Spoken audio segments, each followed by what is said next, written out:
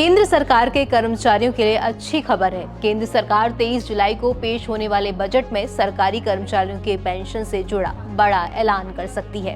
उनके लिए पुरानी पेंशन स्कीम तो बहाल नहीं होगी, लेकिन नेशनल पेंशन स्कीम में शामिल कर्मचारियों को उनकी लास्ट सैलरी का 50% पेंशन के तौर पर मिल सकता है। यानी कि पुरानी पेंशन स्कीम जैसी कुछ व्यवस्था नई पेंशन स्कीम में भी देखने मिल सकती है।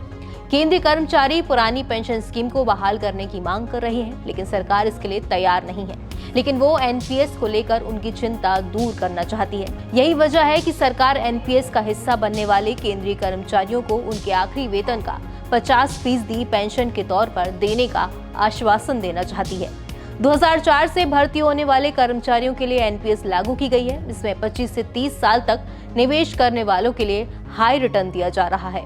फाइनेंस मिनिस्टर निर्मला सीतारमण की घोषणा के बाद वित्त सचिव टीवी सोमनाथन की अध्यक्षता में एक समिति गठित की गई थी। हालांकि केंद्र ने पुरानी पेंशन योजना फिर से बहाल करने से इनकार कर दिया है, लेकिन इसमें कुछ राहत देने की संभावना बनाए रखी है।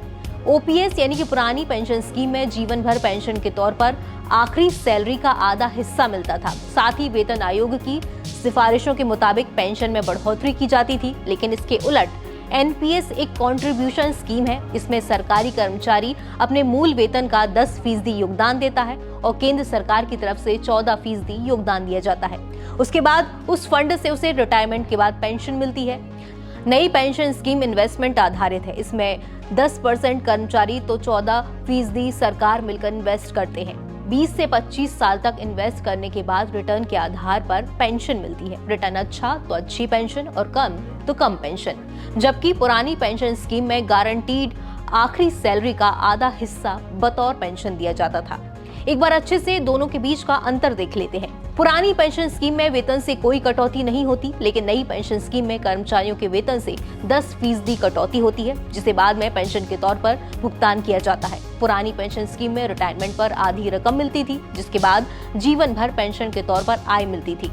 पुरानी पेंशन स्कीम में जनरल प्रोविडेंट फंड यानी कि जीपीएफ की भी सुविधा है, जो नई पेंशन स्कीम में नहीं है। पुरानी पेंशन स्कीम में पेंशन की राशि सरकारी खजाने से दी जाती थी, लेकिन नई पेंशन स्कीम में पेंशन शेयर बाजार पर निर्भर है। इसलिए रिटायरमेंट के बाद कितनी राशि पेंशन के तौर पर मिलेगी, इसकी पहले से जानकारी नहीं रहती है। पुरानी पेंशन स्कीम में 6 महीने बाद महंगाई भत्ते में बढ़ोतरी होती है, जो नई पेंशन स्कीम में फिलहाल उपलब्ध नहीं है। सोमनाथन समिति ने दुनिया भर की पेंशन स्कीम के साथ साथ आंध्र प्रदेश सरकार की पेंशन पॉलिसी को भी स्टडी किया। इस समिति ने गारंटीड रिटर्न देने के प्रभाव का भी अध्ययन किया। हालांकि केंद्र के लिए 40 से 45% गारंटी देना संभव है, लेकिन राजनीतिक तौर से इन कर्मचारियों की चिंता दूर नहीं होती। इसकी वजह ये है कि कांग्रेस सत्ता में आने पर ओपीएस बहाल करने की बात कर रही है। जब कांग्रेस जैसी विपक्षी पार्टी आज के सूरत हाल में पुरानी पेंशन स्कीम बहाल कर सकती है, तो यही वजह है कि सरकार 50% गारंटी देने पर गंभीरता से अब विचार कर रही है। इसका मतलब ये है कि कम रिटर्न मिलने पर उस अंतर को सरकार पूरा करेगी और 50% सैलरी देने का प्रावधान लाएगी। अब एक सालाना अनुमान भी लगाना होगा, क्योंकि समिति के कई सदस्यों का मानना है कि सरकारी पेंशन प्रणाली के उलट केंद्र के पास पेंशन फंड नहीं है। संभावना है कि केंद्र इस बार भी एक कोष बनाएगा, जिसमें पैसा अलग से रखा जाएगा। ये फंड उन कंपनियों की तरह होगा जो अपने कर्मचारियों के लिए पेंशन का लाभ देती है। वैसे तो अधिकारियों का कहना है कि जो लोग 25 से 30 साल तक नौकरी में बने रहते हैं, उन्हें ओपीएस के तहत मिलने वाली पेंशन के बराबर ही इस नई पेंशन स्कीम में लाभ मिल रहा है।